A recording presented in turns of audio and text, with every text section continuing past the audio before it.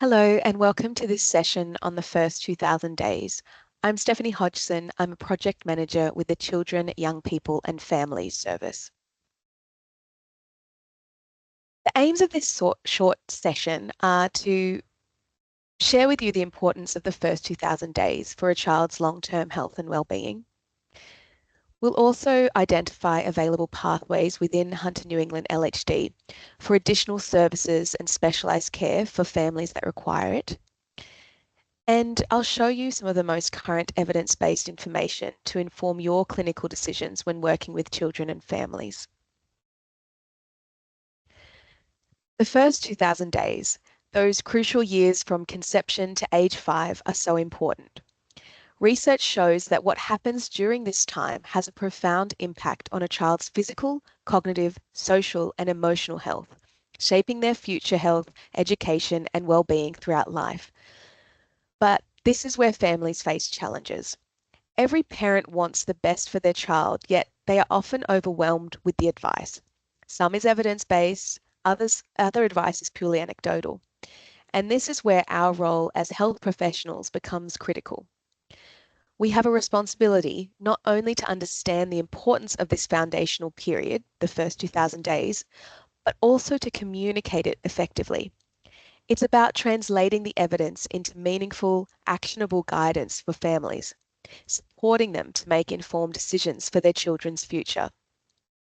And really, our collective efforts in this space can create lifelong benefits, helping families navigate this journey with confidence and providing children with the best start possible. So today we'll explore how we can work collaboratively, share practical strategies, and share current evidence to make a lasting impact during these first 2000 days. Which of the following factors can be influenced by life experiences that occur between conception and starting school?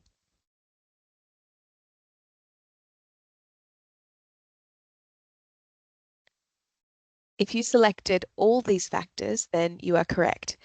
What happens in the first 2000 days has been shown to have an impact throughout life. For example, early life experiences have been shown to be a predictor of school and job performance, linked to increased risks for the young adolescent, their behaviours and social well-being, linked to increased risks for poor health and well-being throughout the lifespan, linked to increased likelihood of a range of mental health concerns such as depression and anxiety, and also related to increased likelihood of premature aging. Let's do a small activity. Now, if you are in a group setting, please divide into 3 groups. If you are viewing this on your own, just take 5 minutes to brainstorm these different areas of the first 2000 days. Brainstorm effective interventions that can make a positive difference for that assigned period. Antenatal period, 0 to 3 years of age, and 3 to 5 years of age. Pause the video here and give yourselves 5 minutes to brainstorm.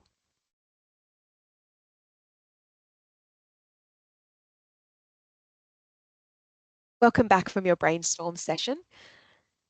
We'll go through each of those periods and the different interventions that have a positive effect on that assigned period.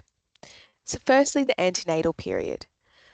Healthy lifestyle changes before conception can have an impact, as well as reducing stressors to lower the risk of long-term health issues.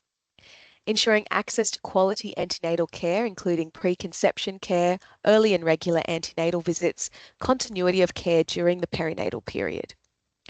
Education and support for breastfeeding initiation, smoking cessation and alcohol prevention programs, screening for domestic violence and referring to appropriate services, addressing lifestyle risks such as smoking and obesity, accessing antenatal physiotherapy for safe birthing and pelvic floor care, support for mental health issues, including postnatal care, and providing specialist antenatal care for women with pre-existing medical or genetic risk conditions.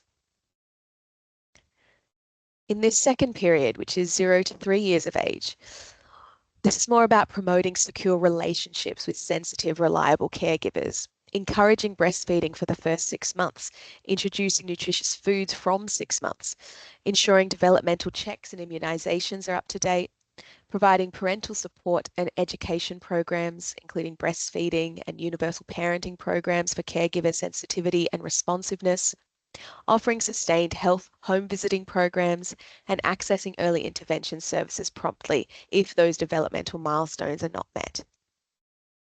And finally, the age group 3 to 5.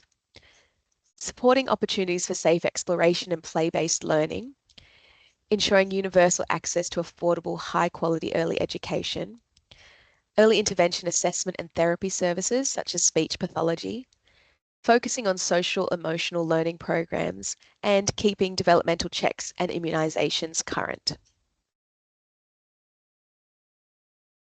Take a moment to scan these QR codes. They link to key resources with evidence and guidance about the first 2,000 days.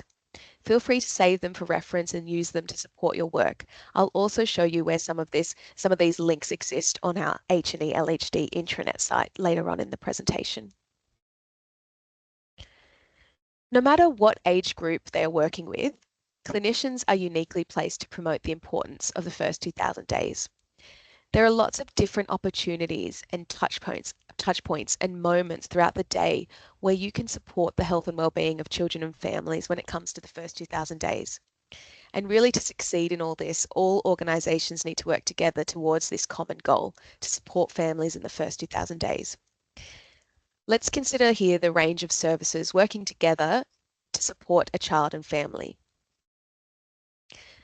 The middle circle here is kinship care. That's immediate family in some cultures, including Aboriginal cultures, that also include not just parents and siblings, but also includes cousins, aunts, uncles, and other family in the community. Understanding family roles is really important when discussing a person's care and who can assist or be consulted with to make decisions for care. This may not be a spouse or immediate family member, but alternatively an extended family member, community elder, or any other person who has been given authority. Immediate care is care and services for everyone. For example, maternity services, Aboriginal Maternity and Infant Health Service, the statewide infant screening hearing program, child and family health nursing service, general practice, statewide iSchool preschooler screening. These are more of your universal programs. Community and extra care, the next bubble, is extra care for those who need it. For example, things like Sustaining New South Wales Families, which is sustained health home visiting, family care centre services, child and family health multidisciplinary teams, perinatal and infant mental health services, child and adolescent mental health services, etc., etc.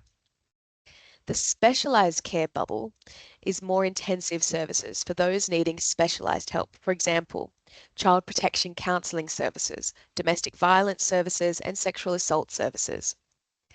Developmental diagnostic assessment services, children of parents with mental illness, out-of-home care, etc. Other human services is all about the collaboration with other universal human services to support families and children. For example, early childhood education and care, Department of Communities and Justice, Services Australia, Department of Environmental, Energy and Science. So what services are available in Hunter New England LHD to support the first 2,000 days? We've created an intranet site to house some of these resources, and there are a lot of key information that can be gathered, and we've tried to put that all in the one place. So in this hub, which I'll take you through in a moment, there's three key areas. One is information and resources for staff. That's where you'll find the frameworks and the strategies around the first 2,000 days. The second is evidence-based resources for families. So these are different printouts, links, etc., that you can send to families that you are working with. And finally, a list of the services that exist within Hunter New England LHD to support the first 2,000 days. So these are services that it's really good for all teams to be aware of, to be able to refer into. I will quickly show you the intranet site so that you know how to navigate to it. So here is the H&E LHD intranet site, which comes up when you open any browser on any of your work laptops or any of the computer portals that you might access. If you navigate up to Site Index, scroll down to H for H&E Kids, you'll find the H&E Kids intranet site. Now you might come across the H&E Kids intranet site in different ways, but this is one way to get there. On the H&E Kids Health intranet site, you'll see the first 2,000 days. You can click there, and that takes you to the first 2,000 days hub, which has those information resources as well as the details of the different services that exist in H&E. So first one, information and resources for staff. This will take you through the first 2,000 days framework and the strategic framework, a video here, the module on HETI, etc. The evidence-based resources for families, this is really useful. You can send some of this information as links. You might want to print some out and provide it to families.